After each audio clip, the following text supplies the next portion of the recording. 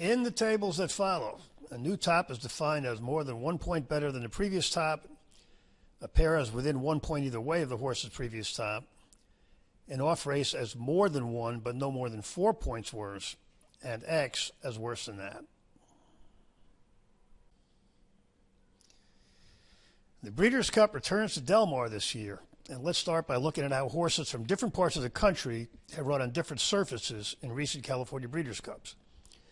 In dirt races, horses that made their most recent start in New York have run really poorly, with only about 20% pairing or improving on their previous top, though they did do better than that last year at Santa Anita.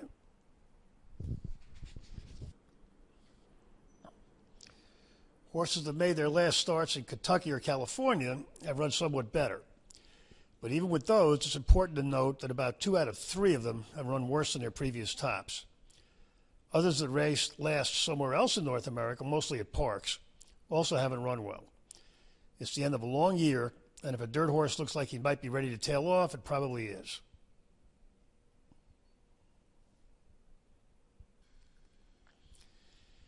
The interesting thing is that, for whatever reasons, it doesn't happen with grass horses. They run to their previous top or better about half the time, no matter where in North America they come from.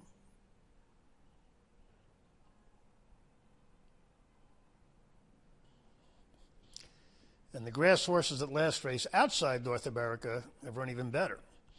If you're playing one of those not to run their race, you're usually making a mistake.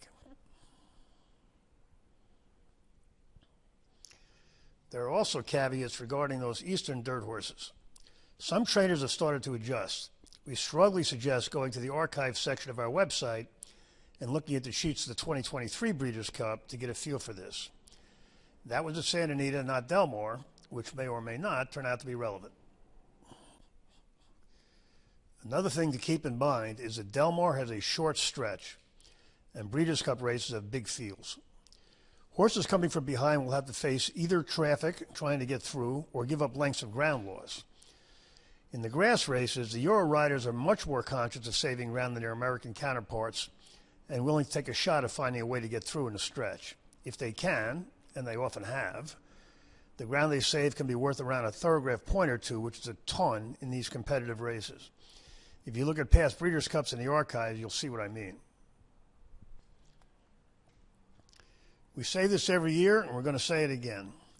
It's important to watch closely and adjust as the races go along.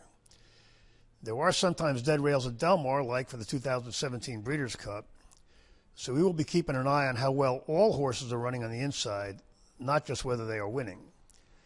Same with the East Coast shippers and the runners from individual stables and or trainers that have multiple starters, like Godolphin. Keep in mind there are a lot of races, and some offer much better betting opportunities than others. Also, a negative opinion can be as useful and sometimes even more so than a positive one. Short-priced horses are on a very high percentage of the exotic tickets. If you can find one that you think is not going to run his race, you can not only try to beat him in the win pool, but also throw him out of the exotics and get a lot of leverage if you're right.